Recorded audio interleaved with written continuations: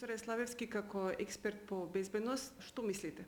Колку и дали воопшто Македонија и целиот регион е пион во играта меѓу Москва и Вашингтон? Поради наметнатиот спор со Грција, долги години тоа наше заслужено членство во НАТО, односно отварање на преговорите за членство во Европската Унија, се доведени во прашање.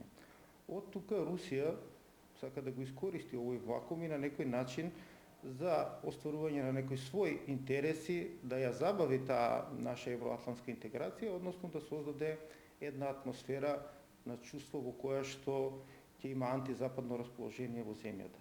Во таа смисла може да се каже дека оваа состојба во која што се наоѓа нашата држава е една лимбо ситуација во која големите сили на некој начин сакаат да остварат одредени своји интереси. Минатата година поранешниот американски државен секретар Џон Кери изјави дека Македонија, заедно со Црна Гора, Србија, Украина и Грузија е на линија на огнот меѓу Вашингтон и Москва. Сега во Белата куќа е нов човек. Новиот американски преседател Доналд Трамп ветува дека ќе соработува со Русија. Дали тоа ќе се одрази и на односите на Балканот? Веројатно одреден период по инерција на претходната администрација на Обама нема да се случат одредени големи промени во однос на политиката на САД кон Западен Балкан и кон Република Македонија.